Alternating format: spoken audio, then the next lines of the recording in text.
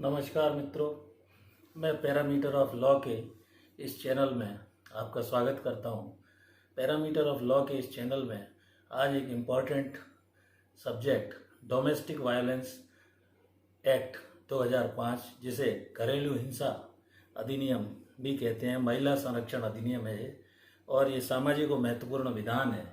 इसको लाने का उद्देश्य ये था कि पहले धारा 498A आईपीसी आदि के तथा सीआरपीसी के प्रोविजंस के तहत महिलाओं के साथ हुए अत्याचारों में कार्रवाई की जाती थी। इस अधिनियम को लाने का मुख्य उद्देश्य यह है कि महिला के साथ किसी भी प्रकार की घरेलू हिंसा, मारपीट, गाली गलौज, उसको दागना या किसी भी तरह की उसे आर्थिक परेशानी देना, प्रताड़ना देना, उसके रोकथाम के लिए यह अधिनियम लाया गया है। इस अधिनियम को 26 अक्टूबर 2006 से लागू किया गया है तथा इसमें कुल 5 अध्याय और 37 धाराएं हैं। इसका विस्तार संपूर्ण भारत पर है, इंक्लूडिंग जम्मू एंड कश्मीर, अर्थात जम्मू कश्मीर से लेकर संपूर्ण भारत पर यह डोमेस्टिक वायलेंस एक्ट 2005 लागू है।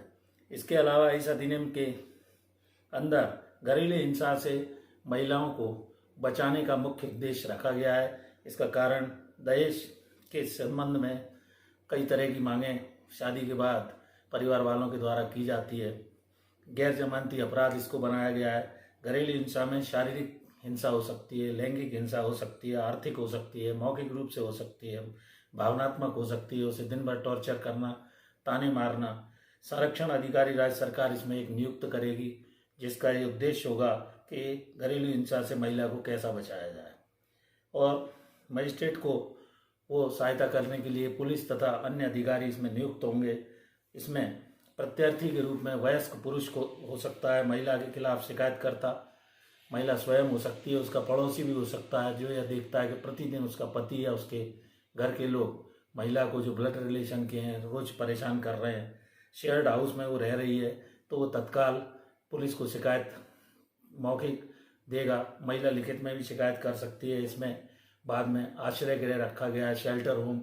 अगर उसके रहने की कोई व्यवस्था नहीं है तो सरकार उसका खर्चा निःशुल्क उसे विधिक सहायता उपलब्ध कराएगी, मेडिकल उसका कराएगी, एग्जामिनेशन। राज्य और सरकार और केंद्र सरकार को ये जागरूकता फैलाने के लिए वो दिया गया है, जिम्मा दिया गया है। सिनेमा के माध्यम से इसका प्रचार प्रसार करने, घरेलू हिंसा से महिला को बचाने का मुख्य उद्देश्य इस डोमेस्टिक वायलेंस एक्ट में रखा गया है।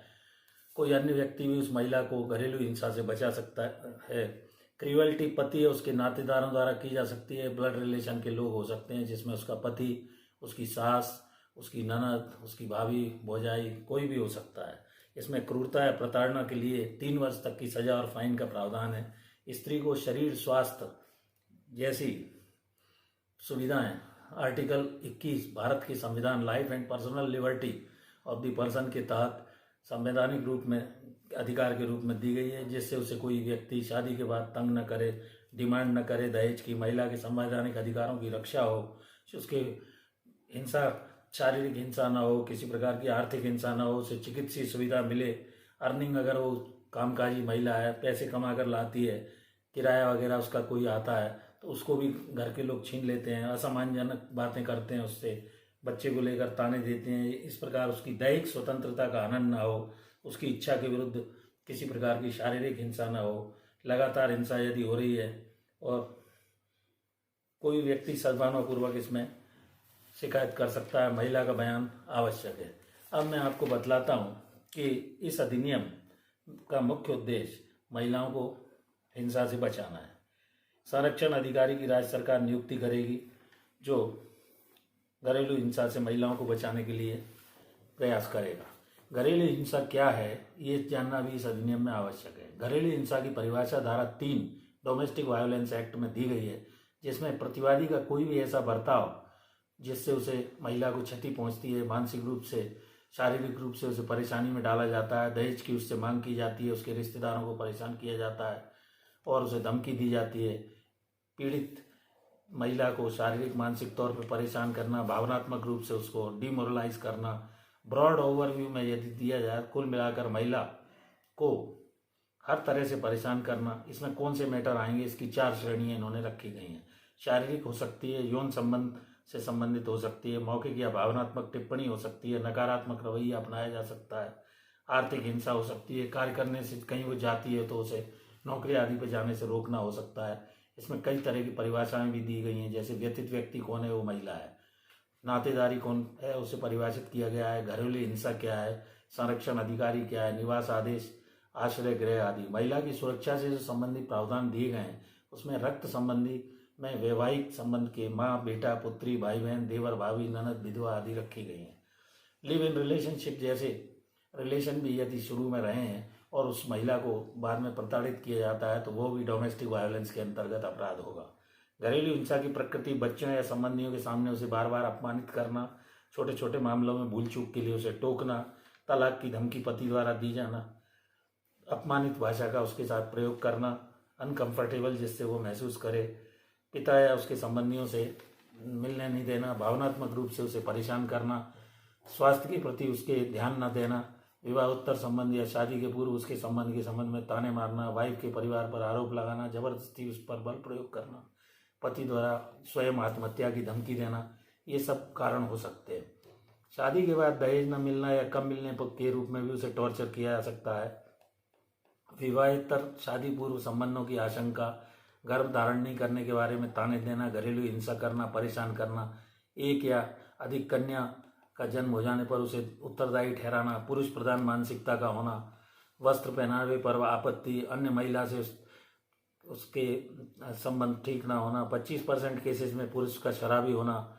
कई कारण ऐसे होते हैं जिससे महिला को कुल मिलाकर प्रताड़ित पति के द्वारा या उसके परिवार के सदस्यों के द्वारा किया जाता है। इसका परिणाम यह होता है कि घरेलू हिंसा की शिकार होने पर पूरे समाज पर उसका असर पड़ता है, उसके बच्चों पर असर पड़ता है, महिला के स्वास्थ्य, शिक्षा, सुरक्षा सभी पर असर पड़ता है, मूलभूत अधिकार उसके प्रभावित होते हैं।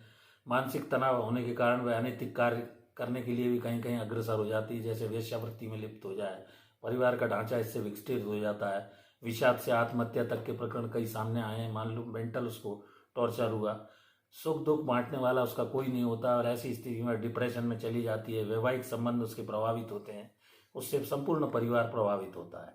इन सब चीज़ों को रोकने के लिए परिवार न टूटे, पीड़ित चाहे तो एक संरक्षण अधिकारी के समक्ष या जिला मजिस्ट्रेट के समक्ष शिकायत कर सकती है। जिला मजिस्ट्रेट 3 दिन में पहली उसकी शिकायत लेगा और 60 दिन के अंदर उस प्रकरण का उसको डिस्पोजल करना होगा। संरक्षण अधिकारी के यहाँ भी सीधे वह शिकायत का आवेदन दे सकती है।